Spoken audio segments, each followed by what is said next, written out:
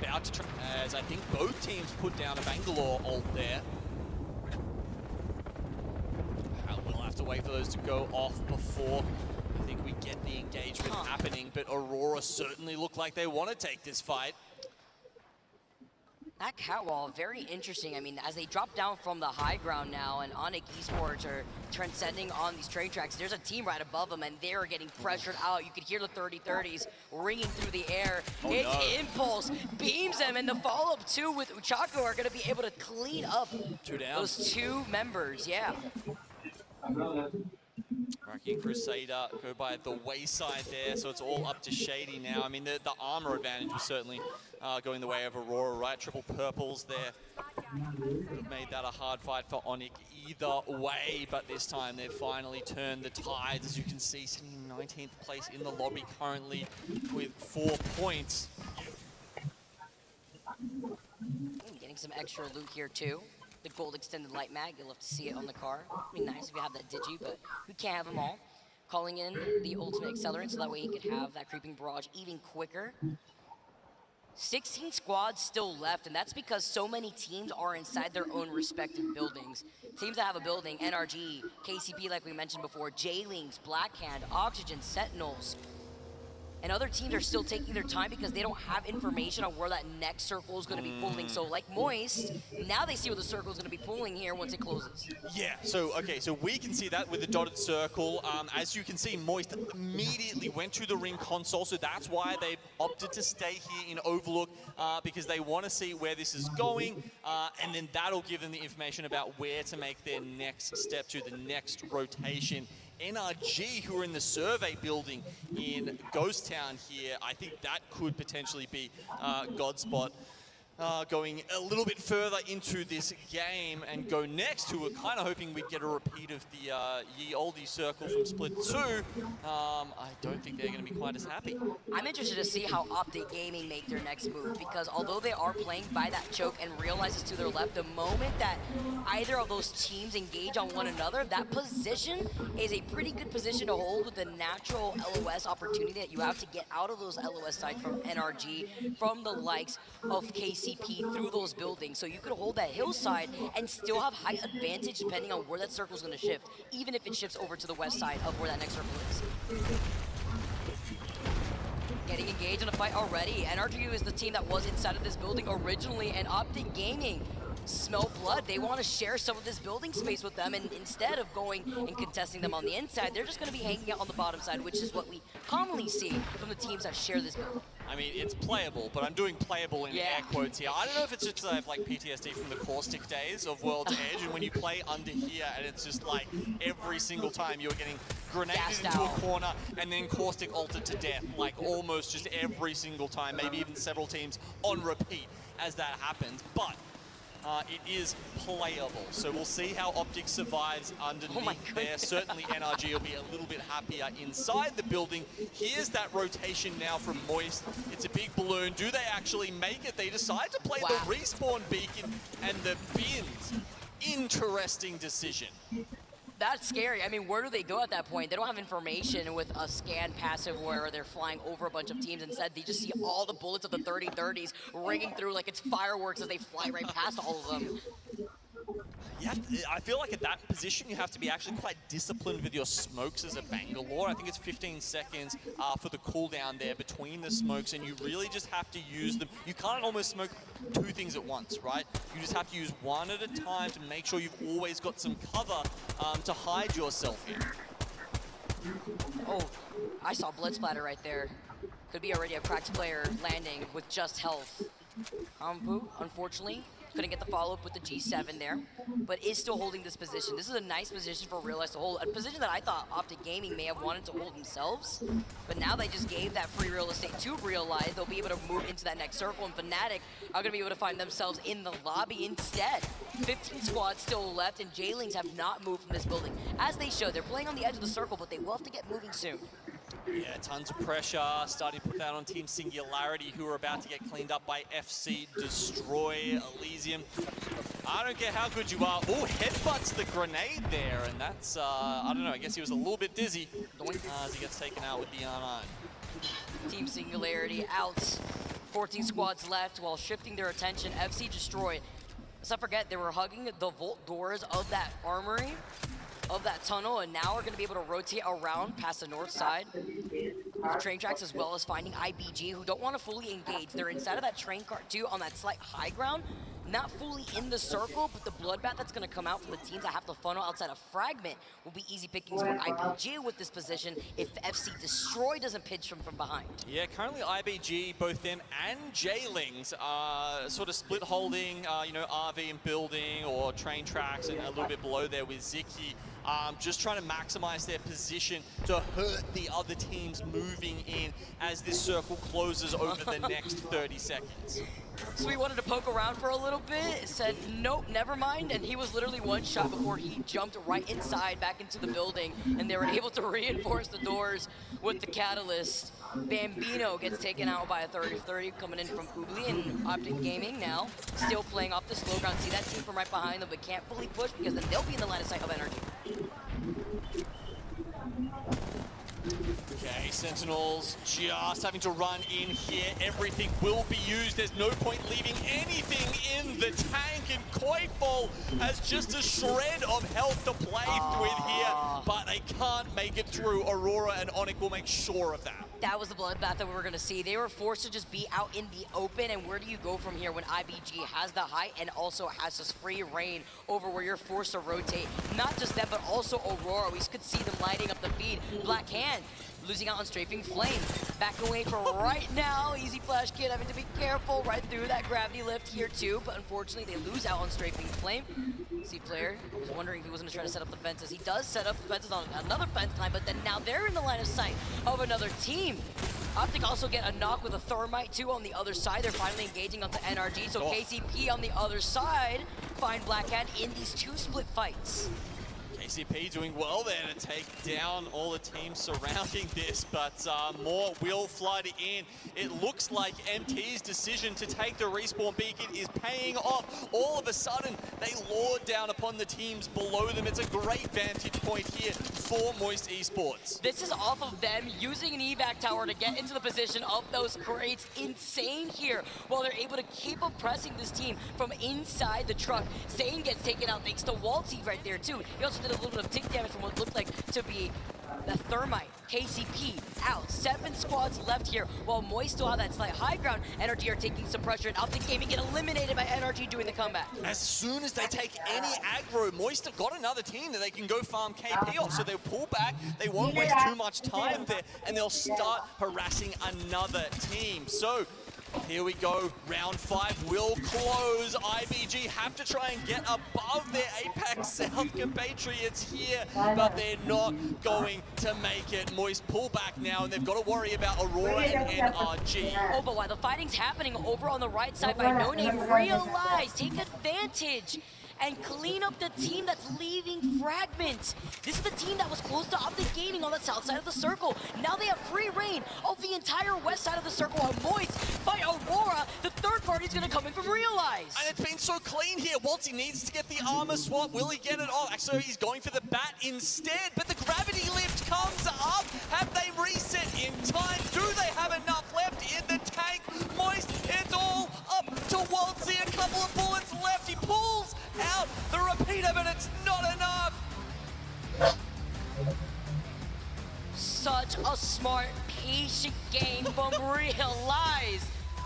Landing in thermal, making the rotation to the south side. Gives a thumbs up real quick with the monster in hand. Especially after that game. Realize. Really Realize, and I mean, very similar to what we had seen game 3 in their group at A and B stage, where they took, or rather they had gotten second place with 11 KP to their name. It was TSM that had taken that game, but it was so close until they finally got that dub right there. The smiles, feeling themselves a little bit, get that little head nod here too on top of that. That's what we like to see from our APAC teams. I mean, you've got to understand, these are some of the most veteran players in all of Play Apex Esports. I mean, those guys have been around since the very start. Karapu and Obli, they were there in Poland. They have, they've been almost all the way to the top, but still something eludes them, the trophy. Vicky, and వాడికి ఆ పెద్ద bottle ఇరాదా will just give them that feeling that they're one step closer. Hey, when they make the comeback after game number 1, they fell in 16th with no KP. Before that game alone, they were sitting in 14th. It was a huge deal there for them to make the comeback and get a huge last game on World's Edge before transitioning now into Stormpoint. I do believe that is a team that does excel a lot better on World's Edge, and I keep highlighting that because it makes a difference for the squads that do have the upper hand depending on their team compositions going into these different map swaps. That's it for World's Edge, and that's it to say from what these teams were able to provide on that map. Our final 3 games are going on to Stormpoint, but before we get there, I want to hear some thoughts over by Rainday. Well, that's exactly what we've got for you, Vicky Kitty and Genome. Thoughts and some handsome men right by me here, all dressed to the 9s. Well, I guess, you know, what are we, the 7s? Maybe the 9s will be on Sunday. We're going to keep elevating as we move forward throughout the championship. Rainday, Dia, Zephyr, and Graceful now on the desk to walk you through games 1 versus 3 and set up games 4 versus 6, which will also come on Stormpoint. But Graceful, obviously, we saw Realize take that win, a big win for them. They've been performing quite well today. I believe in their earlier group, they were around 5th place overall. Walk me through what you saw in that final circle, and also walk me through kind of what you're seeing here in terms of Realize's performance over the day. So everybody's performance in general has been ramping up rapidly, I would say. Realize specifically has been, okay, let's just say APAC in general, Realize as well, have all been guns blazing in general, I would say. Yeah. This right here though, underneath, the zone is pulling towards them on the underneath side bridge, on the east side of Frag East or No Name Village. They're able to just clean up fights after fights, taking isolated fights, and just, they're so good at fighting together. As a team, when you're a death ball, and you can trust your guy when you're saying, I'm swinging left, I'm swinging right, and somebody follows up, you feel unstoppable. And they're just showcasing that so perfectly. Is that something that APAC maybe brings a little bit more to the table, unity in how they like to fight, how they move? Yes, so the biggest thing that people haven't really realized yet since Seer came out of the meta a little bit, Apex is gods of mechanics. I would say all players, rollers, mouse and keyboards. Now that they get to showcase this, just raw fighting prowess, they've been all over the, like they're going so hard on everyone. Zephyr, clearly it's working. It worked here in this final circle. Still a very competitive overall group. Moist Esports, a team we had talked about earlier. Even Aurora having a couple of nice games. And I know you like Amiya, or at least who doesn't know you like Amiya? Return for Amiya, all but a little bit here. Aurora, and of course, I'll give a little tail end to Pioneers for some of our early matches today, but I'm always happy to see that, especially in what we talk about when we go into the more competitive kind of micro analysis of, say, those APAC teams. You start to target Aurora, the likes of them, very similarly having that kind of success as we make our way down towards our bottom 10 here. Not much to say. A fantastic representation, though, for J-Lings, especially after they got that great wipe on MDY wipe early on. You know, it's interesting, Dia, I know you like to talk about South America. We were just talking a little bit of your backstage Brazil stories, but in terms of that, Kick not able to do too much with that win against TSM, though it does kind of give them a lot of confidence going forward. TSM still leading on the day after 3. Yeah, they're obviously going to do really well. I think TSM, the biggest surprise for me has been how quickly they've jumped into the day.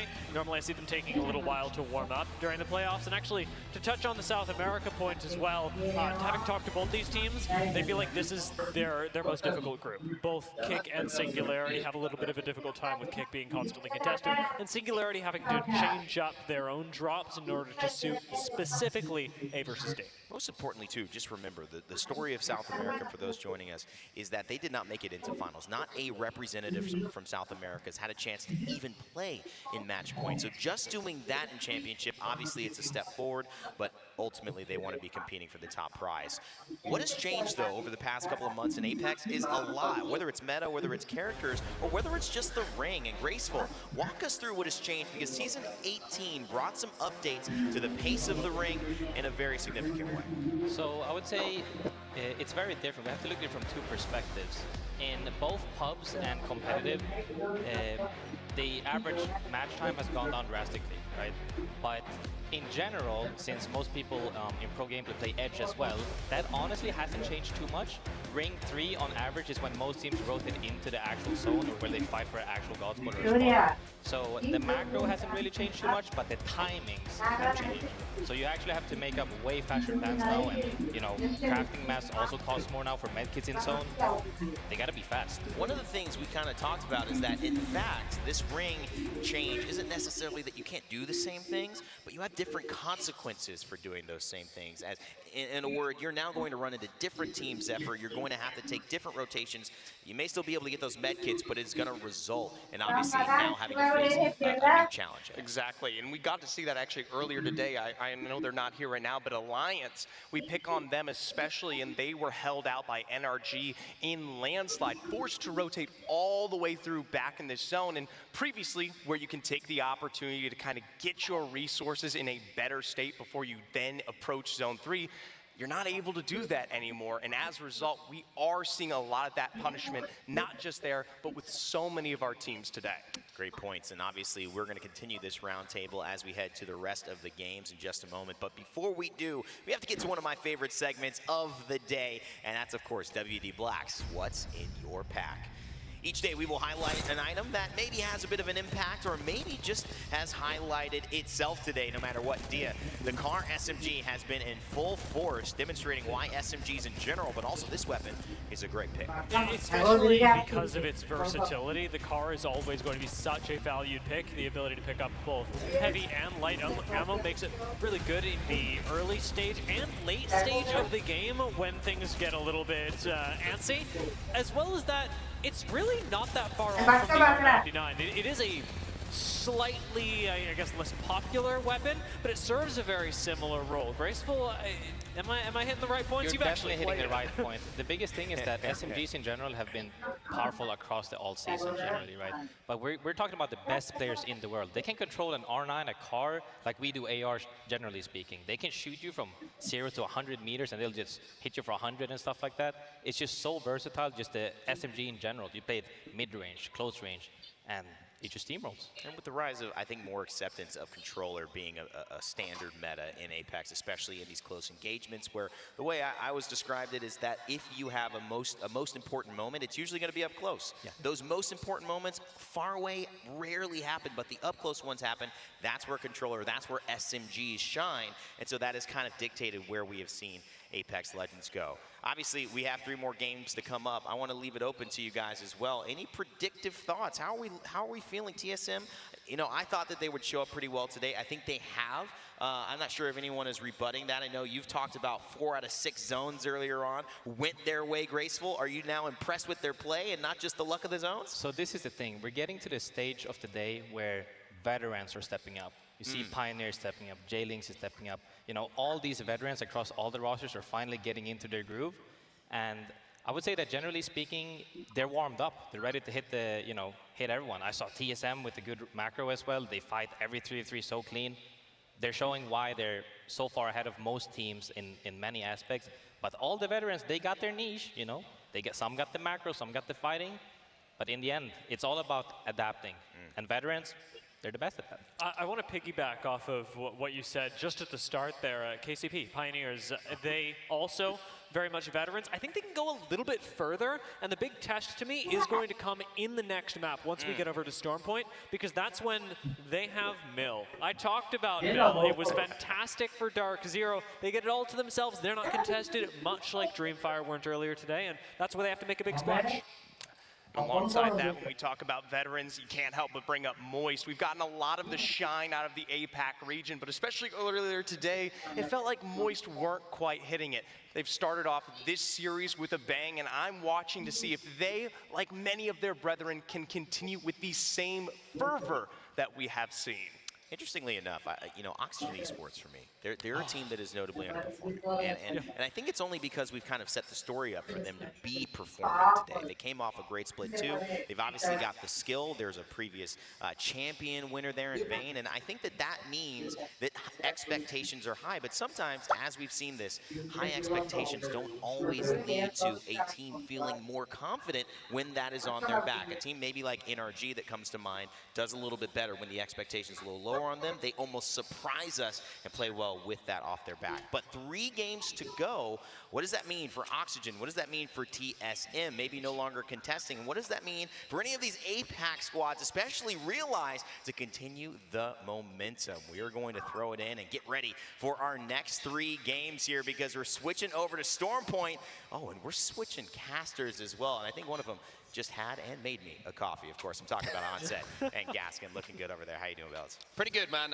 You did change what I did to the coffee, though. That sounded weirder than it was meant to. He topped it up with cold water because he wanted it straight away. I thought I'd give him a nice hot coffee. He'd be good for that, but apparently it wasn't quite Classic right. Americans always doing I know, something right? different. But I will say, Dan, we've got 3 games left, and I'm ready to give this some energy, my friend. Storm Point is where we're heading, and we're going to find out exactly how this group is going to look at the end of play. And we do have Storm Point specialists. I mean, I always say it, there are going to be some teams who prefer it. The worrying thing for this lobby, TSM historically have been better at Storm Point over the most recent lands, and they are currently leading going into match 4, so maybe that is going to be bad news for the rest of the teams. But Moist are not far behind, only a few points separating the top 3 teams. So who's going to step up as we go into Storm Point? Usually we can see a couple of early fights happening. We do have a contest happening. Again, it's going to be Kick. We know they constantly want to fight against someone else. Onyx versus Kick is going to happen. It is indeed. Let's see what happens then. 3 more games to go today before day 1 is done and dusted, everybody. Birmingham, we've got a lot of Apex Legends, of course, ahead of us, but let's give these players a little bit of energy to send them home with a smile on their face today. Love to hear that. Storm Point is where we're heading. Dan, you ready? I think I'm ready. Let's do this. We're absolutely ready, and these players, I hope they are ready. It's been a long day for some of them, but now is their chance to shine. Even if you were able to get 1 victory here, that could be the difference maker with your chances of getting into that winner's bracket. The dropship's loaded, and we are going to see the players now dropping on in to Storm Point. Well, here we go then. Storm Point to end the day, and what a turnaround it's been for Moist. We saw them a little bit earlier today, playing a little bit of Apex Legends. Didn't look like the Moist we were used to, but a very, very strong performance in the first 3 games on World's Edge. We had a 3rd place, we had a 7th and a 2nd. Couldn't quite go over the line for the Champions banner, Dan, but they had a pretty good run. They did have a good run indeed. Now, are we going to see the fight happening? Yes, Cascade Falls is where we'll see 2 teams taking on one another. Also, we might see a fight between Go Next and FC Destroy, but I think they should be splitting. Yes, they will. So Go Next and FC Destroy are not going to fight against each other. Instead, it will be Cascade Falls, where our first fight is, and Onyx already getting up close and personal with the Mastiff. Well, there's a jump scare. Crusader trying to finish off this kill, might have an opportunity to just pop a couple of cells, but Onyx looking to take that fight. Peacekeeper in the hands here of Raki, and we know that in a contest, if you can find a PK, then usually you can get huge, huge entry damage. Finding those weapon drops obviously so important when you are contesting, and you see at the moment that one team's a little bit more split than the other. Onyx looking to push in here, and there's a car on the floor, and there is that first knock, and it's going to go in the favor here of Onyx. Yeah, that's 2 now for Onyx, and it is kicked down to just the 1 remaining player. Maybe it was going to be a change of fortunes for them after finally winning the contest against TSM in their 3rd match on World's Edge, but it looks like things are not much prettier on Storm Point, and unfortunately Kick's woeful day will continue. Very tough when you are being contested game after game, but unfortunately that's just how the cookie crumbles in Apex Legends, as Onyx just try and stamp a little bit of authority on Cascade Falls. Well, Staller's going to be last player alive. You can see that, unfortunately, he's going to have to think about playing this one out solo, or maybe wrapping back for some banners in a little bit, but you can already see that the time on those banners is disappearing before our eyes. Now, let's look at where the zone is going to be going. We do have a little bit of beacon information to relay to you wonderful people at home and here in Birmingham as well. And Checkpoint fans, NRG fans, well, you're going to be smiling. Yeah, I think this is really good news for NRG. Optic Gaming Pioneers all should be able to move very quickly to some of the prime positions up towards Checkpoint and the surrounding areas. For Blackhand, they also want to try and make their way. They've got that beacon information, so they're going to have a really good idea of where they want to play here. And that's why they are going for the speediest approach with a trident. Yeah, they'll be playing the little tunnel at the moment on the cut through to where this zone probably will be ending a little bit later on. Pioneers securing their spot as well. They've made a very, very sharp rotation themselves, and they're going to be able to reinforce and play for that end game. And having this kind of composition, quick rotate, you're going to be feeling pretty good, Dan. You've got the Catalyst, you've of course got the Newcastle as well, all sorts of defenses to play around. Yeah, TSM had a ring console to work with. Go Next had a survey beacon, and they're also making their journey up because they would have seen all the movement and they would have seen where all those players were going, so they'll have a rough idea as well. So there are going to be a good 10 to 12 teams in checkpoint in a matter of moments. So that is a lot of early movers, which means there is going to be a long and kind of careful rotation for a lot of the teams who are playing the edge POIs. Probably not going to have many early fights. It's going to be when they get to that circle and try and force their way in that they're probably going to be griefed a bit. Well, Blackhand maybe thinking about trying to make a play for one of these buildings. You could see that Strafing Flame was thinking about putting that cat wall down so they could maybe scuttle across and not take a little bit of fire and deny some LOSs from some other teams who already got into their in-game positions. But for now, a little bit of a rotate coming in from them. FC Destroy though. There's a fight breaking out a little bit early. First kill does go down. Lovely stuff here from Hammer Drill. Yeah, this is what you want when you see that Dark Veil, and if you can get around it and catch someone off guard, you can shred with that R99, and now it's a matter of trying to find the remaining players. But if you are going to drop down, you need a little bit of help, and they have to be careful there, FC Destroy. You don't want to give a free knock too easily. So I prefer this. Just wait, stay together, and maybe you can have a push together. Scans coming in as well, so they know there's maybe more than one team who are having a little poke at this, but it does look like it's fairly isolated for now. Bambino and Slough going to be the last two players alive down on that low ground, so that's why they can't drop without that risk that you were talking about. Oxygen and Esports creeping up on this though, Dan, and having a look themselves. Yeah, and we spoke about Oxygen a lot prior to this series, and they weren't able to get going on World's Edge. Only 9 points at the moment, but the good thing is no one is really accumulating a large amount of points across World's Edge. They're only 22 points off of first place at the moment, and that is definitely achievable on any map, but Stormpoint especially, if you can be one of those squads that picks up kill after kill, you might be able to find something. Now, Iron Blood Gaming going to be able to get the res. They were able to get a knock at the same time, but just a couple of teams who are rotating in got in a fight. It was Aurora who were on the receiving end of this one, and unfortunately they're going to lose 2 players. Cleaning up the damage. Simple as that. 2 knocks coming in. DigiThreat going to be pinged as well, which is of course absolutely vital, especially with the amount of Bangalores that we see knocking about on this map. Stormpoint. So Iron Blood Gaming didn't get the full wipe, like you say, but cleared the way here. Should be pretty comfortable, and by the looks of things, Dan, fully looted as well. Yeah, fully looted, booted, and they will have the entirety of the Southwest. It will only really be when they start to get towards checkpoint that they're going to come across any sort of trouble, so they should have a relatively relaxing journey for now. The same can be said for Team Singularity and Disguised, who are going to be rotating late. Realize are still at Lightning Rod, may I add, but they will have a survey beacon up there and a ring console, so they might be waiting that one out just to get even extra information for their very late rotation. MDY White are holding the northern side of the zone at the moment, but everyone else is in or around checkpoint areas. It is getting very congested over here. TSM found their way into one of these buildings just south of checkpoint POI itself. And this is going to be one of those slow burner games here where the excitement, the anticipation is just going to build. Everybody is finding playable spots, I should say, not just for this zone, Dan, but for the next one as well. And we've had some heavy zone shifts so far today. I mean, I even saw the players in the chat complaining about it a little bit, obviously joking around, saying, God damn, these polls that are ruining my day, but it's one of those things you have to accept. And sometimes when you play those outer edges, when you play the maybe not quite as priority of a position, you do get rewarded here or there, but when they do pull like this, we're probably going to see a very predictable zone over towards checkpoint. Yeah, so Stormpoint certainly a little bit easier, in my opinion, to predict where we are going to be having an end game.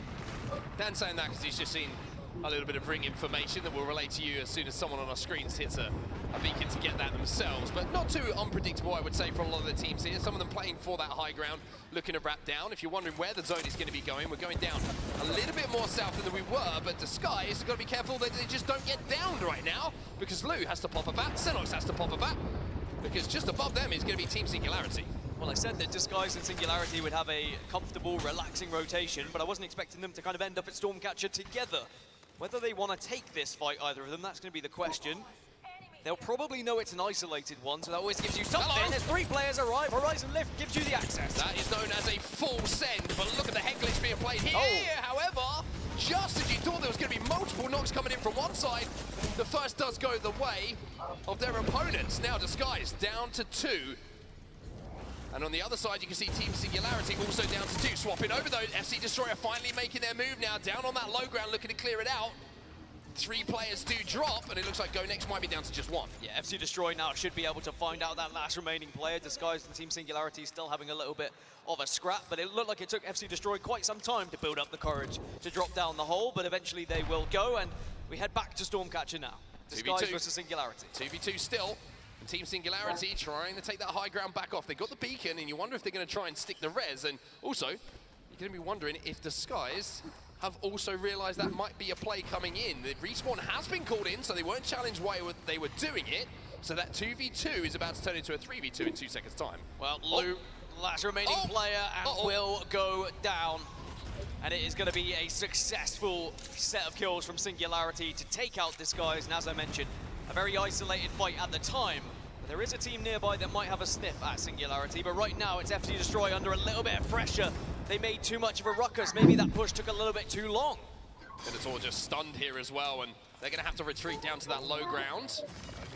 Going to try and stick this res here. The catwall will go down just to give him a little bit of protection from any team who does fall. Amadrill back to his feet, so not too much of a problem for them. As I say that though, all of a sudden the problem rears its ugly head once more. Shady now going in himself for Onyx Esports, but doesn't get that knock, but so much damage being done. The question is, can they finish this off here? Flesh damage coming in, surely this is going to be a clean wipe. Yes, it is. SC Destroy will fall, and it's Onyx Esports who take the victim. I think that's going to be frustrating for FC Destroy after they probably took too long to try and push the remaining players. Also, these are the teams I was talking about. Singularity, they were isolated, but now realize it's going to be there waiting for them, and more than happy to play gatekeepers here to get up and get the kills on the final pieces that were left of Singularity. And I just think the zone damage is going to be too much for Team Singularity. They were never given that opportunity to really reset. They will back off, they will run away, but Realize definitely got the better of them. Yeah, Realize probably thinking KP from our position, not the worst thing in the world. They do have to work their way into zone, and that zone is shifting away from both of those teams extremely quickly. Elsewhere, you can see a couple of fights breaking out here. Iron Blood trying to send it, but that's not the best Horizon that I've ever seen. However, catching someone off guard in the corner, that'll do the job. Yeah, surprised to see a player just kind of hiding there in the corner, maybe unexpected of the push. But Iron Blood Gaming say thank you very much. We will lap that up, as at the moment they are playing with so much confidence, more than happy to push on to anything that they see. And the Armors are looking at a good position as well. So Iron Blood Gaming will be happy for now, but they'll eventually get the news as round 2 closes in 10 seconds. They're going to have to move even further west, but southwest, which is something that we were touching upon before we had all those engagements. We're not going quite up as far as north as checkpoint. Instead, it is going to be a little bit further southwest.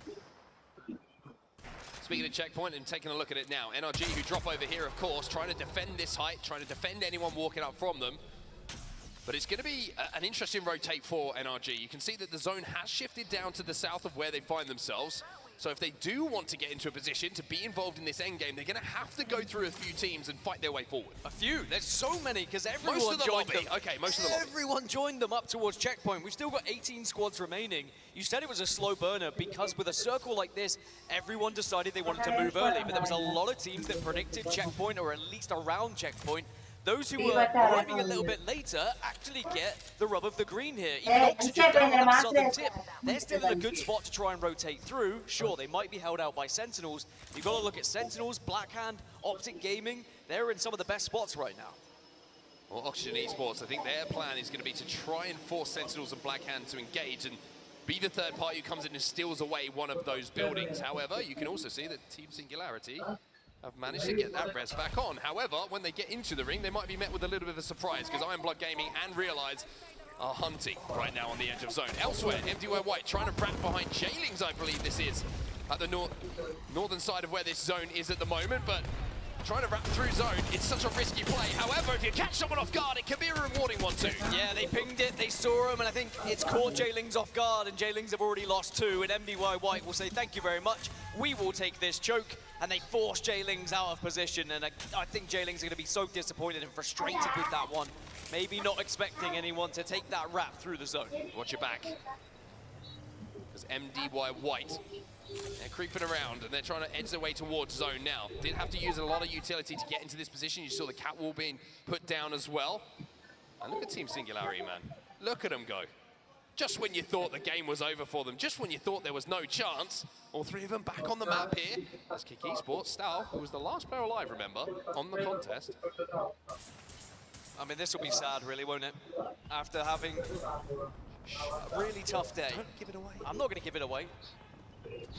This is the benefit of not having a seer, by the way, is that you can get away with doing things like this. Kick need Stal to at least survive to top 15 to get a point on the board. Oh. And it looks like he's gone at least under the radar here. Aurora eliminated in the meantime. We saw the rest of Jailings getting eliminated, and ooh, Stal's gonna be safe, everyone. He's made his way in. Should be okay. He just wants to see in that kill feed a couple more teams to be eliminated. He's doing the best he can for Kick in the position that they have been put in. Now Ironblood Gaming still taking fights against opposition teams. Then maybe they think they are far better and far superior at that, because it doesn't look like Ironblood Gaming fear anyone at the moment. Reps and Hal have just gone down, by the way. TSM are being griefed. Zane also getting involved, so this is not looking good for TSM. TSM eliminated. You just saw those shots coming in from Yuka to finish things off. Fnatic been a little bit quiet in this lobby as well. They're down in 20th position after World's Edge, so they really have to pick it up here in these final 3 games. Onyx Esports are eliminated as well. So now all of a sudden we're down to 14, and by the time this zone closes down, and everybody who's watching right now, you can expect that to drop considerably. Yeah, and a lot of the teams who are on that southern side need to move fast. So we saw Ironblood Gaming, who were looking confident. They were looking to get into fights, but that's for one reason, and one reason that they don't have the time to not take those fights. They have to get in the engagements, or they have to move quick, because the zone is going to force them around the mountain that they find themselves in. As for Fnatic, it's a small journey that they have to go from north to south here to get into this circle, but I think they're a little bit concerned of the teams who already find themselves in. NRG have got a player alive. Optic Gaming find themselves in the building just south of them as well. But this has been a tough shift for a lot of players to try and adapt to after predicting it to go a little bit more further north to checkpoint. Look at Stal, man. Look at him. Having a great day. God, it feels good to have Rats back. I'm going to say it. I mean, it feels good for at least Kick to be able to get some points on the board here. And if he can rat to a top 10, then it is very much job done. Ironblood Gaming, they moved up to first position in the overall leaderboards. Look at the L-Star ripping through shields. Ironblood Gaming takes Singularity down. Kick Esports still alive, by the way, but maybe not for much longer. However, you never know in these situations. Maybe you pick yourself up a little armor upgrade on the way through. Maybe you see an opportunity to follow a friend up one of these balloons, but is the zone going to be the winner here? I think it might be Kick Esports. Good try. Did get 10th place though, so an extra placement point, job done, respect to the man. Ironblood Gaming now are going to be very much roughed up as they arrive into the zone. It's realized doing the damage. 8 squads now remain. Obviously last player alive as well. They're eliminated. It's Sentinels who are holding them out. So all of those teams who were down on the southern side of the zone now eliminated, could not force their way in. As we find ourselves with 7 squads remaining. Sentinels in a really, really solid spot. But the one team that you want to be right now is Blackhand. They're in the only building which is involved in this final zone. Yeah, it will be a target building potentially for some teams to try and desperately drop on top of if they're able to get up into the sky. But with it being such a small circle now, if you even try and get an evac tower down, the likelihood is you will be focused. So sometimes it's about timing and making sure that you are the team that gets up first. Now, potentially a pause here, and we'll see what happens as the players just make sure that everything is correct and everything is dandy. Make sure this final zone is played out the way that it should be, but it does give us an opportunity to give you a little bit of a lay of the land, how everything's looking, as we do have, as you can see, just in the background there on the main stage, the top down of the map. Actually, do you know what? I'm not going to give that information away, just in case someone takes the headset off now. Just in case. Done this before. Competitive integrity is everything. Great to have the game pause feature and make sure that all things are working for all the players. So we've got 7 squads remaining. I was going to say, one thing we can do is talk through who the squads are. Yes, we can. So we've got Fnatic, Moist, Optic, Blackhand, MDY White, and Sentinels, and then a solo player of NRG. So there is definitely a lot to play for here, and maybe some big points to be picked up. You mentioned it yourself, Blackhand in a really good position right now.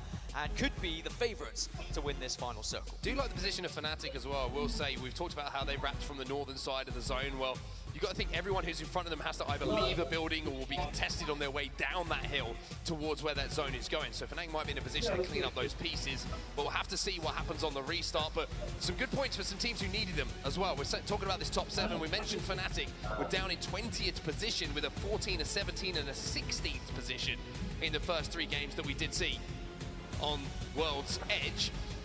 So this is certainly going to be an improvement. Do you know what I do find funny?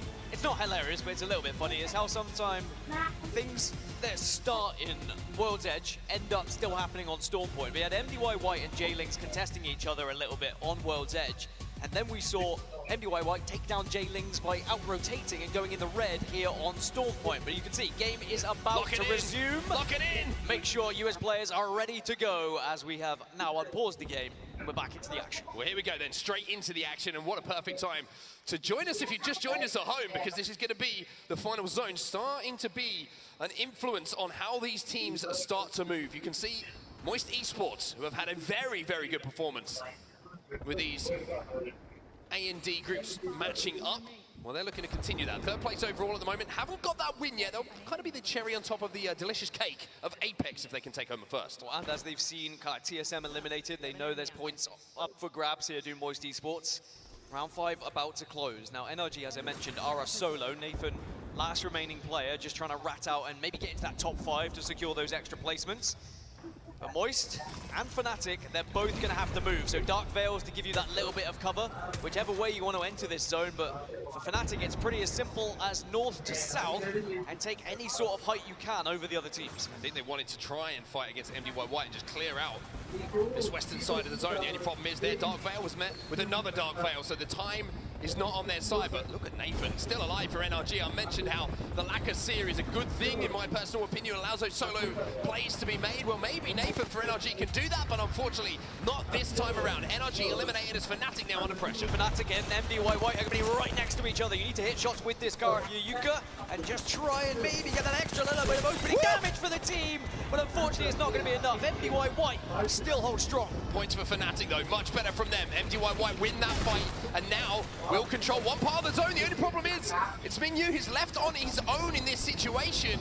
Will be able to drop down to the bottom of this waterfall and will be able to survive, but for how long? That's the question, because here comes Sentinels, free KP for them. Wow, it's so interesting. Both Optic and Sentinels rushed out of their buildings to try and get involved in this fight. In all the meanwhile, Moist Esports landed on top of Blackhand. I said that building, the top of it on that roof was definitely playable, but Blackhand have just shut down Moist off screen and have made sure that they will not be able to get any further than top 4. Well, Sentinels have to try and split the zone, and that's exactly what they've done. They've wrapped to the northern side, and now they can see with the kill feed that someone has gone down. Optic versus Blackhand is happening in the building, and surely you feel like all Sentinels have to do in this position down is wait for the damage to be done. Try and wait it out, but maybe also recognizing now that there's going to be other teams. Blackhand are able to get that res. They're able to get back to a full 3 as well. A Skittle Cake will get eliminated. Drop's gone down too, and now it's going to be Sentinels Blackhand. Sentinels moving in. Sentinels taking the height, and they will be in a position to just rain down fire to potentially win this game. Blackhand know they've lost their roof as well, so now for them to leave this building is extremely tough. They do have the ultimate available from Bangalore though. Can they force Sentinels off of the height with that ult? And there's still one remaining player of Optic. Now there's no remaining player of Optic. 2 teams remain, Blackhand versus Sentinels, high ground versus low ground. It's a tale as old as time. Some people prefer having the high ground. Some people prefer being able to scuttle out. It really depends on your utility, as you mentioned. Dark Veil is available for Blackhand to use here, and plenty of smokes. Evac Tower going to go down as well, just to buy a little bit of extra time and maybe even mobility. Sentinels control. There is that Bangalore ult I was talking about, but it's not going to cover enough ground. But maybe that Dark Veil is going to allow them to escape here, Blackhand. They might be able to just peek out that door and get out, but look at Sentinels. They're in a perfect position up on that height, and they control the door as well. A great play from RKN on cap. Not sure Blackhand moved quick enough there. They had a moment of opportunity where they could have dashed out, but they did not take it, and now they are still stuck in this building. Sure, Dark Veil's there, but there's absolute coverage from up above. This is not looking good for Blackhand as they now burst out. Have to send it, have to leave. Strafing Flame is going to stay alive here, and somehow they've escaped for now. All of a sudden, though, the black hole comes in, and that is a problem. They are trapped, and Sentinels just have to clean up what they started to finish this game. Sentinels will be your champions here on Storm Point. And RKN, he's got the legs out to celebrate. And there's been doubts of Sentinels. What can they do? Are they still good enough? Can they still roll and hang with the big dogs? Well, there is your proof. They get the victory on the board for our first time on Storm Point in this set. And it was so well played for them as well. They saw the Rolling Thunder come down. They just quickly back away, but then instantly, as soon as they see that Dark Veil, they know they have to get back above Blackhand. They didn't give Blackhand the chance to escape.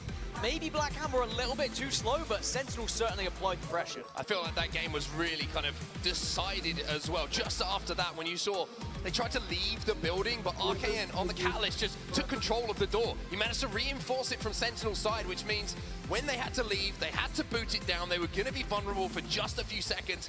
Free damage for Sentinels in that situation. Also, if you can get some piercing spikes down on the outside of that door, anyone leaving is going to be slow, they're going to be hurt, and they're going to be easy pickings for you. Sentinels, who were on 11 points coming into this one, absolutely needed a big game to try and send themselves up these leaderboards and give themselves a chance of a big set so they can get into that winner's bracket, because that's what it's all about in the group stages. It's just big point games. It doesn't matter if you come first or second necessarily in these sets. It's just about making sure you have a good amount of points so that you keep up with those front runners. You want to be in the top 20 once the groups are done. Well, here is that final circle for everybody to watch once again. The move from Sentinels, just remember, they were down on the waterfall as this final zone started to break and started to really push the teams together. They took only a few seconds to get back up to height, and it was the perfect time for them to do it.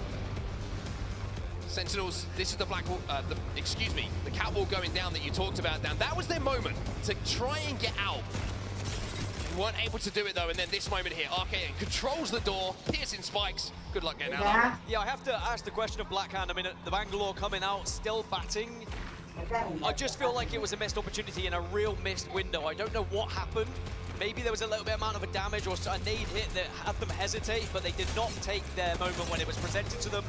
And then as soon as they had to fight upward here against Sentinels on the high ground, it was almost an unwinnable fight with Sentinels making sure they hit their shots. Blackhand still did very well with the amount of damage they output, but was not enough to take down Sentinels.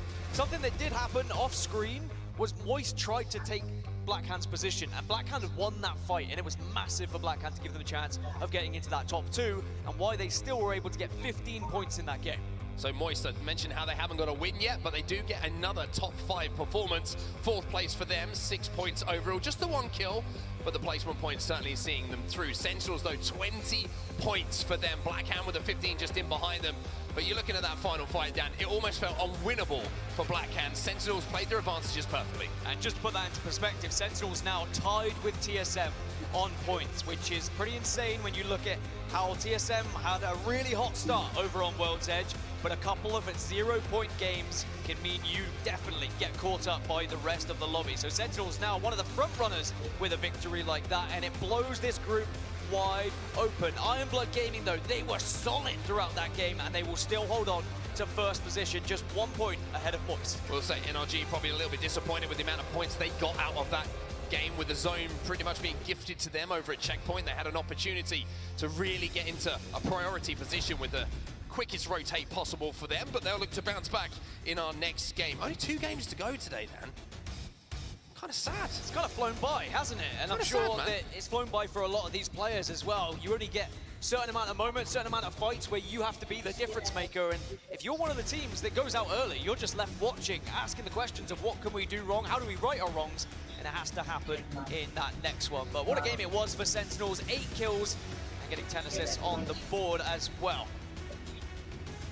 Really good communication from them in those final moments as well to make sure that they got that win on the board. And I do feel like Sentinels are a confidence team, Dan. If they win a game, all of a sudden, you might see them start to roll through the lobby a little bit and pick up a few more decent placements. as we march towards the end of our first day here in Birmingham. Blackhand on our screen, you can see their stats as well, 6 kills to go alongside that second place, and the all-important win against Optic, you mentioned that previously, and Moist as well, who tried to take him down. They held that building for quite some time. Yeah, just that final fight, the one time that they really needed to dig their heels in, they were unable to do so, and actually maybe it was the opposite of digging their heels in. They needed to get on their toes, get out of that building, just weren't quite quick enough, but Sentinels would have been delighted with the fact they were able to keep them in there, keep them in their cage. Hey, we all love Max Strafey. That's the easiest thing in the world to say. So, but what we're going to do now, just before we get into our next game, is go for a quick break. When we get back, though, match number 5, Storm Point, coming your way.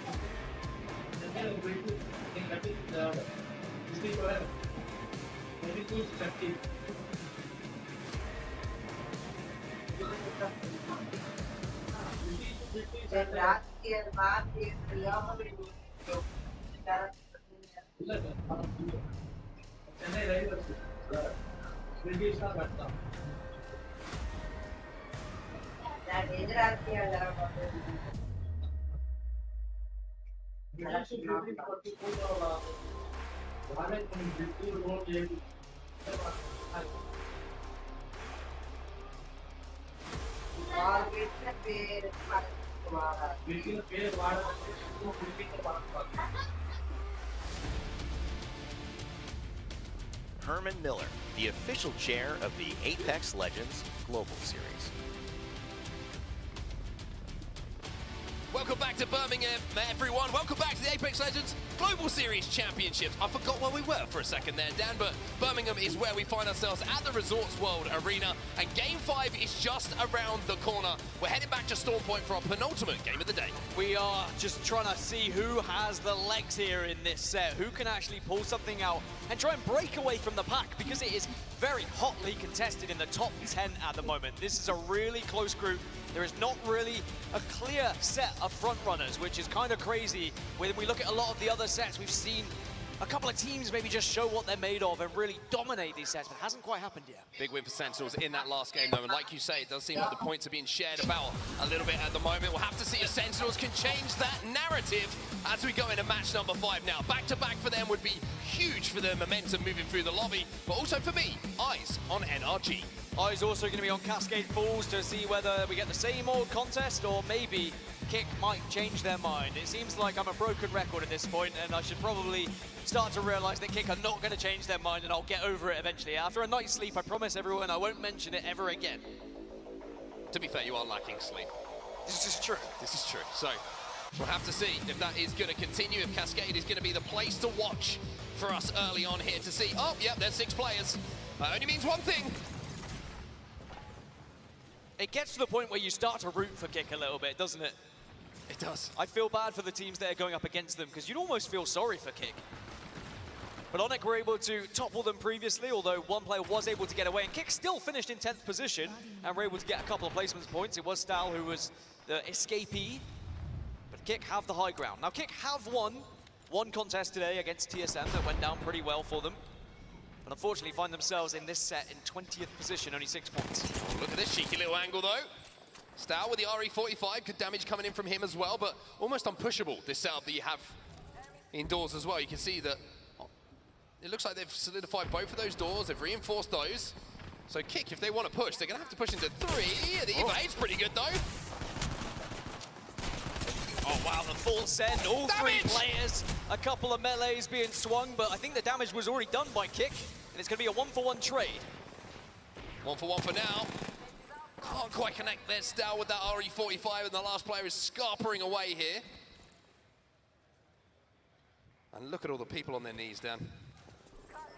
It's looking ugly over at Cascade. It really is, but unfortunately for Onyx, it looks like this contest is not going to go their way. So hats off to Kick. They stay resilient, they continue to take the fights, and they will take down Onyx in the second time of trying here on Storm Point. My biggest concern is whether any of the other teams around are going to try and third it. It looks like Kick should be okay to get a reset here. So Kick get a chance to play the game. That's always good. I'm always happy for them. But as for Onyx, it's going to be one remaining player just trying to rat out as Kick did previously. Now, to talk circles and where we're going to be heading. If you enjoyed the previous game, well... yeah, it's a pretty similar circle to the last one. This time, we're not going to see teams, though, go to checkpoint, because the circle is not going to be within checkpoint. Instead, it's going to be closer to the mill, but on that western side for sure. Godrock going to be a very, very valuable position for a lot of these teams. If they can hold that down the height for the long game, then they will be in a position to really do some damage to this lobby. Oxygen Esports, by the way, already set up inside one of the buildings, which is just outside of the cannon. But Moist Esports, I'm going to take a little bit of time to smoke and make sure that they're safe here as they pick up a bit of loot on their journey. Yeah, it wasn't the biggest game in the world for Moist, but they still picked up about 5 points, which if you can consistently get 5 points in your off games and then just have that one big one, you're going to look in great stead to get into that winner's bracket. It's all about consistency and good averages when it does come to group stages. Speaking of consistency, TSM, 5th at the moment, 31 points. They've had back-to-back games now with 0 points, the last on World's Edge and the first on Storm Point. We'll have to see if their fortunes can change going into match number 5 here. Somewhat of a TSM drought. 0 points from 2 games, something you don't hear very often from them. It was Jailings who they were chasing away just a few moments ago, as well as they make their rotation down towards Cascade Falls. A couple of teams still in the vicinity, though, that they have to be more than aware about. There is a ring console within Cascade they might be able to head for and get some extra info on where the zone's going to be going. And I mentioned NRG. They've made a really quick rotate here, Dan. They're going to be holding down this height, but they've got to be careful. Nathan's got to be extremely careful. Double time gets activated, and good job for him. NRG at the moment, 10th overall, but as you can see, only on 25 points, so not far behind first place in this group. Points up for grabs at the moment for everyone competing in the A and D here today. But you were right earlier, you said that this is a lobby where it's a slow burner, everyone's respecting one another, the rotations are certainly being shared between teams. Storm Point, I remember when it first came out, it was hectic, it was mad, everyone was playing on edge, everyone was rushing kills. People are starting to learn how to play this map a little bit more when it comes to zone play, and some of these zones have been a little bit more predictable than others, sure. But there's the lay of the land for everyone watching at home. Everyone in the arena is lucky enough to get a map view throughout the constant time here at the day, so that's great that that's been added here to the Resorts World Arena at the World Championships. Always increasing the viewership experience. I love that from the ALGS. Hard to disagree. I'm sure everyone's enjoying that out in the crowd, as we are certainly enjoying it here up in the caster booth as well. Optic are going to be very happy with this zone as well. They can play mill for quite some time here. They also have a ring console. They have that info of where zone's going to be going, so even though Skill Cakes is taking a few shots from distance here, he's going to be in a great position to deal damage for the long game. Also has a little skull piercer, which is looking golden and shiny and all lovely on his 30-30 repeater. So if anyone walks past at the moment, he only needs 70 damage to get that blue up to a purple, and he's going to get that nice and comfortably. Yeah, it's Optic, Jailings, and Pioneers all over towards Mill at the moment. Very close to one another. Speaking of close, Fnatic also close to another team that they are taking a couple of pop shots at, and TSM are the team that they are looking over towards. TSM are more than happy to take this building for now. That's why Verhulst is just going to set up and make sure these doors are his. Yeah, TSM maybe not the best when it comes to armors, especially in comparison to what Fnatic have. All dressed in purple Fnatic, suited and booted, looking all good, matching on their way through checkpoint. You did see reps with the white armor, something that unfortunately for him is more common than other players. He seems to always be left with that. But Fnatic taking their time on this one. Nobody wants to commit too early to this fight. And both teams happy to hold checkpoint for now because there is a ring console to work with. So if there wasn't another team there, you hold checkpoint, you do the ring console, and then you have that extra little bit of info over the other teams that rotated a little bit early.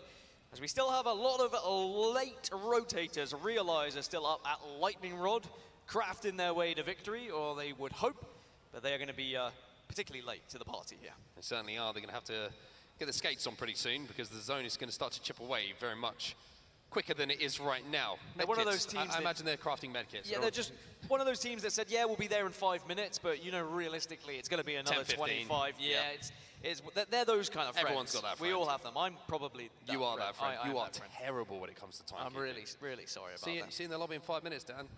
Well, maybe I'm crafting. Have you ever thought about that? That would be weird. Aurora moving their way now through zone, or into zone, I should say, for a few moments. As they're currently being held out by multiple teams. Optic Gaming going to be to their north in the mill still. You've got Ironblood Gaming who are just to their side as well. And here comes Dupe, driving his way downtown, trying to force his squad into the zone. But elsewhere, just late arrivals to the zone. They're going to be Sentinels who are approaching from Barometer at the moment. Skies have now found a little spot under the bridge to play, but I think they're trying to hold a couple of teams out at the moment. And I mentioned Sentinels, well, they're going to be making their way through.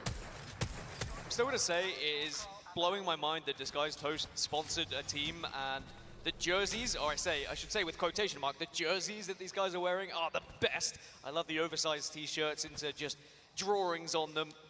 It's full circle for me. I remember respect the graphic designers, man. at the start of my career, like 7 years ago, I was commentating over Disguised Host playing card games, and now here I am commentating his team in Apex Legends. A really weird and surreal thing. Sorry, everyone, to go on a tangent, but it's kind of cool. But yeah, their shirts, I want to buy one.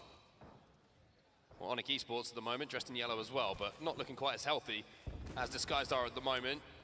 Shady left on his own after we did see that contest, of course, taking place right at the start of the game, but alive, most importantly for him, and Onyx Esports fans, but only with the white armor and hopefully not casting too many shadows behind that bin. Life is a lot more enjoyable without Seer for a lot of players, isn't it, really? I don't think you're Not just for players. No, yeah, well, for everyone involved, even the viewers, I think, at this point, but no Seers around. We've only, I think we've only had one, and I think it was FaZe, and they might change off it as the tournament goes on. It will have to be seen, but it is a drastic change since Split 2 playoffs to see the meta shift and the legend selection, a lot more Fuse and a lot less of Seer. Well, Fnatic are going to be forced to leave checkpoint now, move down. If you're wondering where TSM are, they're still very, very close. That is TSM that Yuka's having a little peek at right now over this rock. The 2 times on the 30-30 is going to give him an opportunity to at least scope them out and see what their next move is going to be. But speaking of leaving checkpoint, well, there's one team arriving, and it's going to be MDY White, who might be wrapping behind them. Yeah, they're probably not expecting there to be 2 teams here, which is going to be a surprise for them if they get caught unaware. But at the same time, if the timing is right, they might catch a team off guard. I mean, this is what MDY White did in the last game, right? And they caught Jailings off guard. So if it worked once, why not try it again for them? Going to spot out Fnatic as well. You can see the pings coming in, so they know the position. The question is, what is their play? They did ping a couple of times and maybe have an idea that there's at least one team in the area. And there we go. Now they're being a shot at. So TSM well aware of where MDY White reside. Fnatic will also gain that information purely just from hearing the bullets being shot. Team Singularity suddenly getting up close and personal here. Yeah, the Prowler's getting beamed. And now they're going to have some players in front of them as well, and it's going to be Hammer Drill from FC Destroy who will be falling here. So, having moved through Jurassic Park,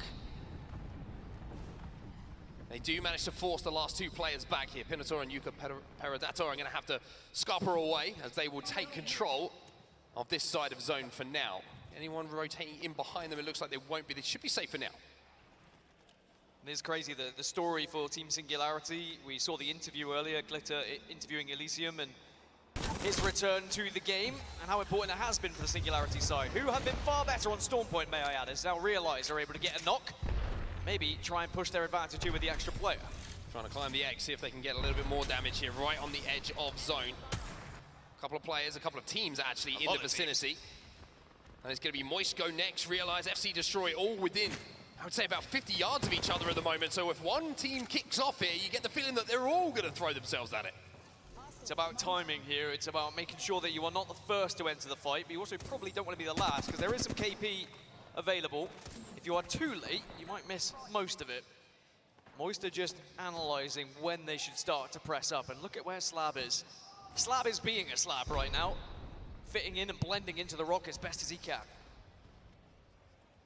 Slab doing his best impression of ranked play from the last season, but for now, Moist Esports have only got 44 seconds to force their way forward, because You can see that zone is going to start to close behind them. They're kind of hoping that other people are going to have to shift, but nobody wants to give up their position at the moment. Everybody wants to be the gatekeeper of the teams who are moving in. So this is a smart rotate from Moist. Seeing how busy the area was, seeing how many teams weren't willing to give up the position, you can kind of base your play off the fact that nobody else wants to move, that there might be more than one team in the vicinity. Yuka with an absolute nuke of a frag. You also want to make sure you are getting ahead of the game and ahead of the curve of this ring.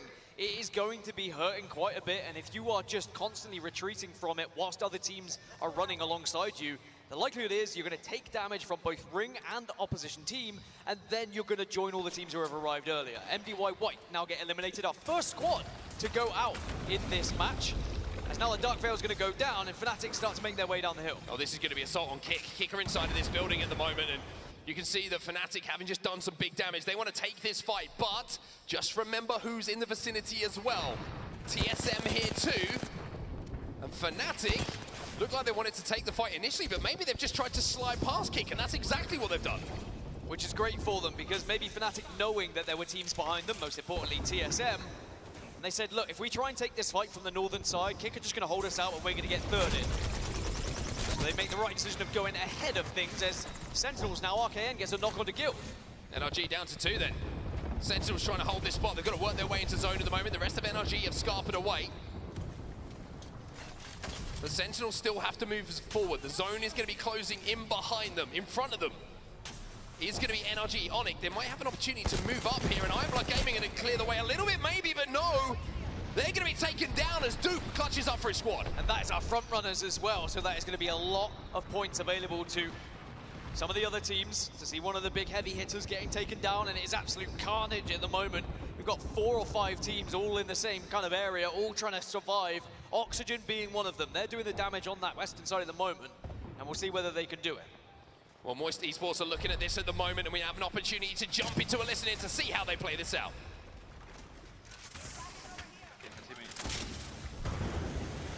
Do we have to go early to heal? I don't. Can we? Yeah, I do. Well, can we? No, can we wipe out fucking back? They're fighting again. No, there's still a team on the cannon. One's close. We go for the team on cannon whilst they're fighting. Maybe, yeah. You'd have to bang up them. 36 blue. Crack around, bang on him. Nice. I'm walking up left. Bang on my left. I gotta go back. I might die here. Cracked out. One. I'm batting. That's all you two. I'm batting. Forward. Come to me. Batting. She's dead on the left. She cannot get res. The teammates are looking.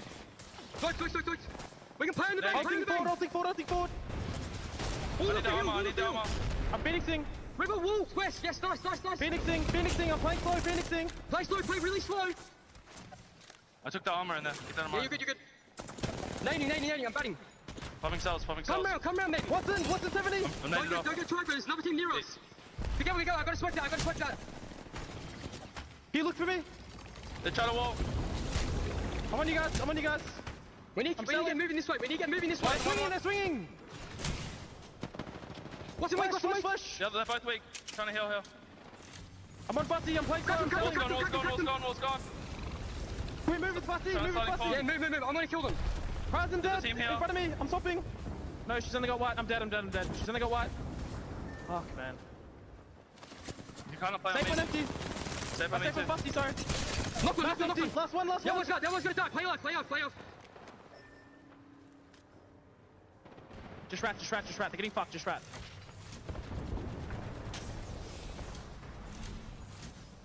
Crash walk in.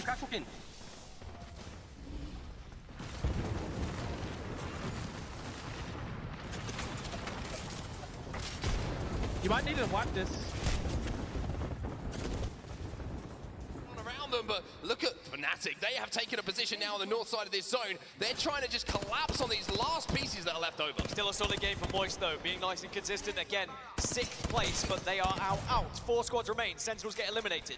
Fnatic doing a great job from this eastern side, but they're the ones who have to move the furthest now. Pioneers, J-Lings, and Optic Gaming are all in this next circle. Fnatic the only ones who are not. And you could say that all the teams who are involved in this last circle, they kind of need this, right? You're looking at the leaderboards, you're looking at where people are stacked up. Well, Optic Gaming in 9th at the moment. A win here for them would be a huge, huge contributor to them firing themselves up those leaderboards. The same could be said for some of the other teams. You mentioned Fnatic, how their last game was a good one and how they needed it. Well, back-to-back points on Storm Point here would be absolutely huge for them. Well, when you see TSM, IBG, Moist all getting eliminated, you know there is going to be points available. The Pioneers at the moment, 33 points, they're in 7th. They could jump up to 1st position with a victory here. So this is a real opportunity for points to be gained. You can see the calm before the storm at the moment for Pioneers. So calm that Nasky's happy to take his hands off his mouse and keyboard. We know that Nasky likes to pop off. Can he pop some heads with this Kraber? Looking for a few targets. There's one, can't quite connect though, and now has to escape back to the safety and the comfort of his building. It was Jay Lings as well on the other side. Fnatic have now pushed underneath Pioneers, but they have lost one, so that's great news for Pioneers, because if they were to get aggressively pushed here, at least they've got the player advantage. Yuka is down, but he's not out. They might be able to think about hitting a res here. However, there's a black hole that could cause some problems. And you can see that they're desperate to swing on this Pioneers. They want to make sure that the whole of the building is controlled by them. They do get the finish, which means that Fnatic will now be down to a permanent 2. Won't be able to get Yuka back in. Pioneers just aware there are other teams and there could be a third party, so they're playing this one very safe and close to their chest. Optic Gaming have a lot to work with here. Not only have they got the rock on the high ground, but they also have the fence! Oh! Or they did until Nasky gets the knock onto knocked. The one thing you can't predict, someone headshotting you with a Kraber, and that's what they find out now. However, you can also see that Fnatic have been eliminated in the meantime, so Optic have a chance to get the res. They get the res, they're back to a 3. It's a 3v3v3, and J-Lings, well, they're about to swing onto Pioneers. J-Lings make the move, and they get the first knock as well. Dallin Nasky will back off, and this is the advantage of having a Newcastle. It is tag him back, steal him in, and get him back on his feet. Optic take the high ground. Black hole goes in as well. There's a couple of nades. There's going to be big damage, you would imagine, and Optic are going to send this. Knock gets that knocked. A second comes in. Skill Cakes now having to play around the player who's remaining on that knockdown shield. Pioneers just getting sandwiched at the moment, and maybe J-Lings can take advantage of Optic's aggression. Still though, 3 teams. Pioneers still just about alive as Optic are trying to get this final kill. Staircase is looking very dangerous at the moment. Reinforcing is dropped. Pioneers still have one alive though. Playing behind that knockdown shield, it looks like he's not going to be alive for much longer. Big swing coming in from Optic Gaming to take down Pioneers, and now it's J-Lings versus Optic. The Rolling Thunder goes down to try and force them off that high ground. Really intelligent from Optic though. They waited, they knew that final player was there, they got the reset first, but now we see above them is J-Lings. They've got the gen down, they've got everything they could want to stay alive and avoid the Rolling Thunder, so they will keep the high ground and won't be forced off. Optic managed to escape for now. Gonna smoke them off from height. Catwall goes down as well, so they're able to escape to center zone right now, and this could be really big. J-Lings just down to a 2. Noises have fallen. So now it's a case of 2v3. Optic, you get the feeling they're gonna be favorites. Skittle Cakes is looking for the clips. And Optic Gaming close out the penultimate game of the day here on Storm Point with that dub. Yeah, it was such a shame that J-Lings lost that one player as they pushed in. I thought for sure it was going to be a 3 versus 3 and they'd have a real opportunity, but as soon as Optic realized it was a 3 versus 2, well, it was just about targeting the right player, making sure you're shooting the right guy, and it was going to be easy as 1, 2, 3. Well, 1, 2, should I say. I did get a little bit worried for them. We saw them when they had that center zone control, when there was 3 or 4 teams still alive. Nox gets peeled by that Kraber from Nasky, but boy, did they come back for revenge. They managed to get control of that building. The black hole through the window was a real game changer. They commit off the back of it, get all of the damage without going down themselves. And then most importantly for them, escaping the building early. Finding out it's a 2v3 is always good. And I mean, that guy there, I don't know, he couldn't watch. Couldn't watch, hands over eyes. Is it a guy? It's a bear. It's a bear. By the looks of it. Got to be careful around these fights. Birmingham, you never really know what to expect. The local Birmingham Bears. For There you. is actually a team called the Birmingham Bears. Well, there you go. Maybe he plays for them. Is it a basketball team? You don't know. I think it might be a cricket team. I reckon you made it up. Hey, wait for me to alienate all of our North American viewers.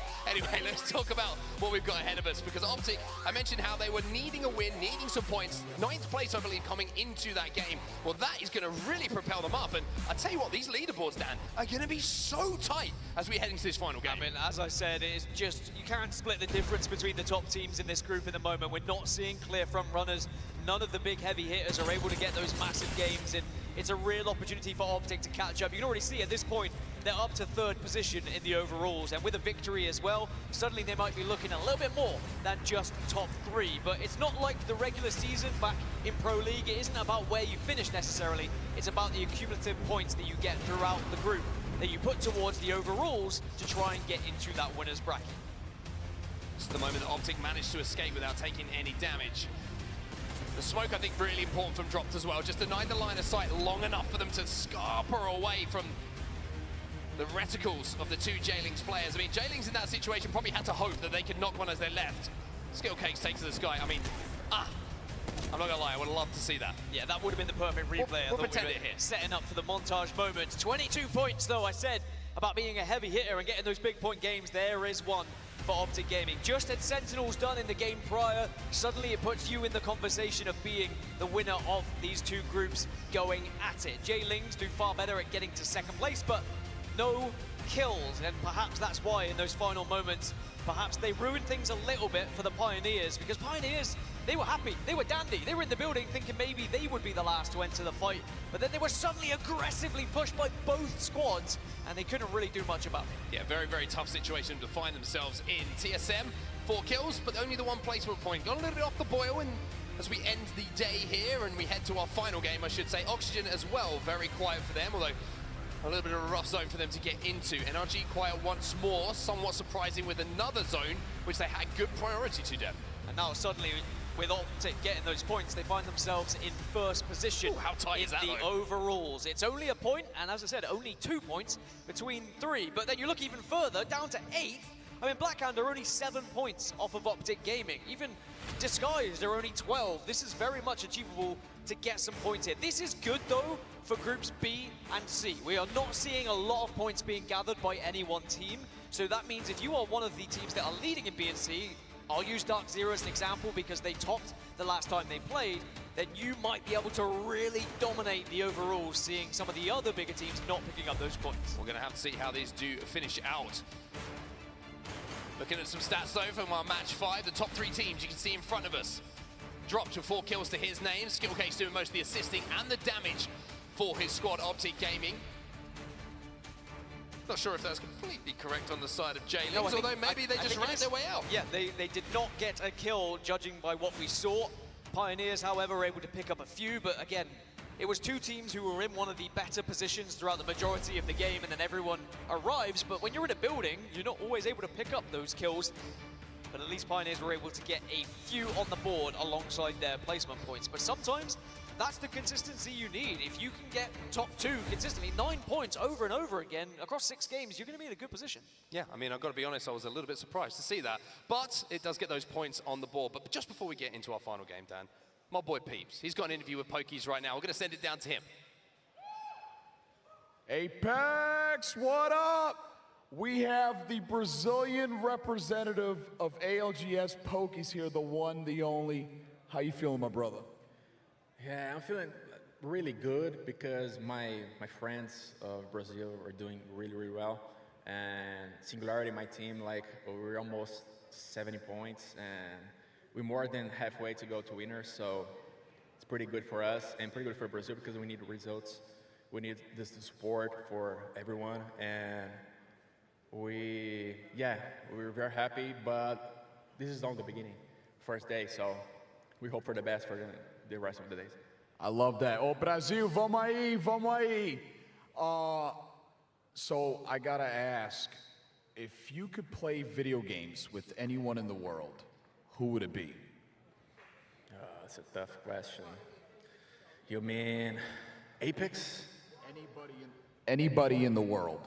Okay, so we have Fallen in Brazil, or Hero from CS, so it'll be good. I think, yeah, he's my idol, so it'll be good to play with him. I love that. I love that. I played CS for like 12 years. I didn't know that. Yeah. So, yeah. You're just a legend. You're just a legend. Então, essa pergunta vai ser em português, né? Quem que tu acha que vai ganhar o campeonato? And for all my Americans out there and English speakers, that means, who do you think is going to win the championship? Singularity! Of course it is Singularity. Vamos aí, vamos aí. All right, everybody, thank you so much. Gaskin on set, take it away. Awesome stuff. Shout out Pokies, by the way. Always doing an amazing job of covering the region, showing them so much support. We love you, brother, and we're happy to have you here in Birmingham as well. But now we have to turn our attention back to Apex, back to what we have in front of us, because we've only got one game remaining today, everybody. It's kind of sad, right? Yeah, it's really tough to try and work out who on earth is going to top this group, because it could be anyone in that top 10, really, with how close this is going to be. And, you know, I've got my eyes set on a few teams that maybe we didn't expect to be up there, teams that are starting to come out of the woodwork a little bit here on Stormpoint. Optic Gaming being able to pull off a 22-point victory is massive for their chances of hurtling their way up this leaderboard. They currently top, just being followed by Sentinels and Moist. But Moist have been so consistent, 3rd, 7th, 2nd, 4th, and 6th. They have been the team to beat in this lobby, and they are going to be in fine stead to make sure they are getting points on the board to get closer to that winner's bracket. Well, as match 6 is loading and the dropship is flying, I said I was a little bit sad we've only got one more game today, and then I remembered we've got 4 more days of action ahead of us, Dan Gaskin. So we've got plenty more Apex Legends coming your way from the ALGS Championships. But top of the leaderboards at the moment is Optic Gaming, and coming into this tournament, they look like they're in some pretty good form. Shout out all the fans that are still in the arena as well. They've been here since pretty much 9 a.m. this morning to watch all of the Apex action. We appreciate you, and of course we can't wait to see you again tomorrow as we continue the ALGS Championships. As Kick, frustratingly for them, they were not able to win as much engagements as they would like today, so they make a little old journey over towards the middle, and it's going to be the Pioneers that they take on this time. Well, let's see how this one goes. A little bit of a change of location. Let's see if it's a change of result for them. Certainly going to catch them off guard here, but you can see the Kick now have one remaining player. So Dell holding the high ground with that alternator. He's only got 18 bullets to work with, but the good news for him is he's got 2 teammates. They're going to kick this door down. I think they want to finish this off and maybe teach the player on the other side and the team on the other side a lesson. Kick eliminated. And it's been a tough day for Kick. And I know it's as easy for me to say, oh, come on, that's unnecessary. You don't kick a man when he's down. You don't kick Shoot the boxes! No, you don't kick a man when he's down. Oh, that's tough to see. Poor Kick. They've had such a tough day. It's easy for me to say, you know, our Kick should leave their POI, but where do they go? Every POI seems to be occupied, so you can go for maybe a no-name location where the loot's going to be garbage, you're going to be on Graze. It's a really rough situation for Kick, and it's tough to watch. Hey, maybe tomorrow will be their day. Maybe they win every contest, and maybe they storm their way back up the leaderboards, but that is going to be the end of their first day here at the LGS Championships. As we take a look at the zone, and once again, not too far away. Seems like we're just slowly moving more south, but on the same line. Checkpoint to Barometer, we're somewhere between there. It's still a little bit better, though, for the likes of Oxygen, dropping down at Barometer. Aurora will be pretty happy at Cenote Cave. They had a ring console, too, so they'll know exactly where they want to play. The same could be said maybe for Oxygen, who are moving very quickly over towards just south of Cenote. Sentinels are also quick movers from Shipfall. They had that ring console. So all the teams who are probably in the closest POIs to where the ring's moving all got ring consoles as well. So that's great news for them. Very good news for them. Not good news for everyone else, though, who are going to have to find that those primary positions are going to be very much with teams within them.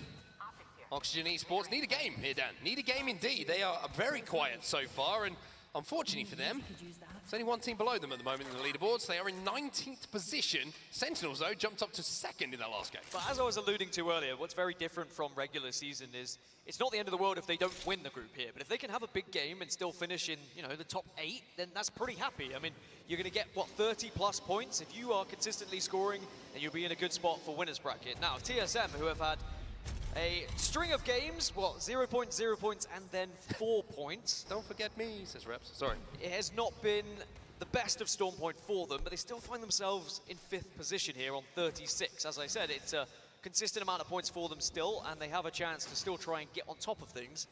But it just hasn't really gone too well for them. Stormpoint been very quiet for them, like you mentioned. It was 16th and 11th, respectively, a couple of KP in that last game. As Fnatic, inside of the armory, get passed by Jailings on this Trident. Now, Jailings have made some pretty smart rotates so far, and you can see they're heading all the way around the northern side of this zone towards the mill, I would imagine, although they're going to stop short, which is always a smart thing to do.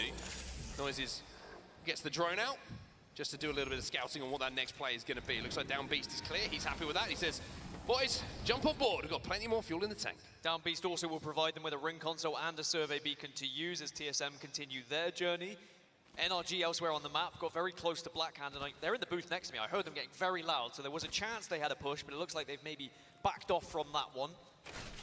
So it looks like TSM are just going to have to approach from the northeast side here, and there's no one to contest that they're ahead of, but they are getting grief from behind. It's Moist, another team who has had a lot of success throughout today, find themselves in third position on 40 points. The most consistent team that we've had in the lobby, actually, would be Moist today. Really, really good placements for them in this lobby. Had a little bit of a slow start to the day, especially with some of the overlook zones that they did get on World's Edge, but having not made the most of those opportunities, they certainly have made the most of the opportunities presented with these two groups going against each other. Moist now kind of shadowing TSM. TSM made the rotate past them, and Moist are just saying, hey, if you want to clear the way, we'll follow you home. Yeah, if TSM get through, then surely we're going to get through as well. No one to stop us or gatekeep us. Although it's never fun going through Jurassic Park, so Moist might decide to go around the mountain instead. Previously we were with J-Lings. They've gone further than Down Beast now and are probably, as you mentioned earlier, going to go to the mill. So our attention's focused to FC Destroy. They are dead center in this circle, but it looks like they're just trying to find a home at the moment, because there's always that situation. If you're in too much of an open area, you are very vulnerable from several different angles. I see a lot of people try and play this bridge, but it often ends in disaster, because you can get those nades easily tossed down the stairwell at you. You can see from the inventory here on FC Destroy as well, pretty quick rotate from them. Not a lot of mags, not a lot of bats, not a lot of meds. So if they do take a fight early, they've got to win it. It's as simple as that, because playing for the end game, they're going to have to look for third-party opportunities and look to get the meds another way. Sentinels, though, what a performance this would be, right? To close the day out, to move from second place to first place. RKM from the desk back onto where he wants to be. And a first place would be somewhat of a statement from them. I thought you were going to say from the depths, but I tell you what, it's not far off. Desk depths, I mean, RKN, we know full well that's not where he wanted to be. It would have been such a tough feeling for him being at a LAN event and not being able to play. And it does seem like being on that desk spurs people on. So who knows, maybe we'll see Graceful back in action again next year as well, and back on our screens when we get to LAN. Sentinel's in a pretty good spot here at the southern side of Barometer. They're not going to be leaving here for quite some time. Elsewhere, Fnatic making their way all the way on the opposite side of the map through Checkpoint. You've got J-Lings over at the mill at the moment. NRG pretty close to them as well, so they might have a little bit of a poke at a prod at each other. Pioneers are kind of just to the south of them too, but Sentinel's just trying to make a little bit of space at the moment, make sure they've got playable areas to control around their building. That's why you're seeing RKN just positioning that Trident for a little bit of extra cover. But here is your map overhead. You can see Realize the only team who are in the zone at the moment, and it's been a long old journey for them, dropping all the way over at the northeastern side of Stormpoint. They've done really well today as well. They're on 35 points at the moment. Very consistent. A first place as well that they've been able to work with. And if they can just find themselves with maybe 5+ points here, they will be in a really good spot. So that's maybe why they're taking their time. A lot of the circles have not been in their favor. So it's about crafting, it's about surviving, and hoping they get a dodgy ring pool to work with. Well, NRG have just seen Fnatic, and even though they're not too close to each other, they might get a little bit closer in a few moments' time. But just before we see this fight potentially break out, I want to mention how important this game is for Oxygen, right? They have great priority on this zone. I mentioned how it's been a tough day for them so far. Well, closing it out with a win, closing it out with a top 3, top 5, whatever it might be, something just to get that confidence back.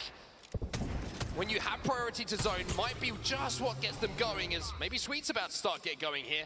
Gets that Evo up to purple, and he's doing loads of damage here. Can he get the knock? Can he connect? He needs 1 or 2 more bullets. Oh. One more will do it, but unfortunately, can't quite get the angles. Just manages to get around the corner. The Dark Veil maybe giving just that extra little bit of visible coverage. And Sweet was not able to get the knock. But is it out of the frying pan and into the fire here? Because it seems like there is plenty of action going on. And I'm going to assume we've had a little bit of a pause here, but we'll get right back into the action as soon as we can.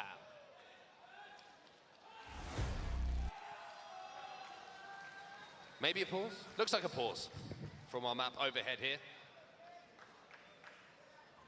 As the players take a deep breath and decide between themselves, am I happy with the game being paused here? Or would I have rather it continue? But for now, it's time to refocus. Oxygen Esports. I mentioned the position they have themselves. Well, it's a pretty good one. Elsewhere, you can see on our screens right now, J-Lings trying to refocus and think about what their next move is going to be. Wait to see from the admins what the exact play is here. It does seem like it is a pause in the game.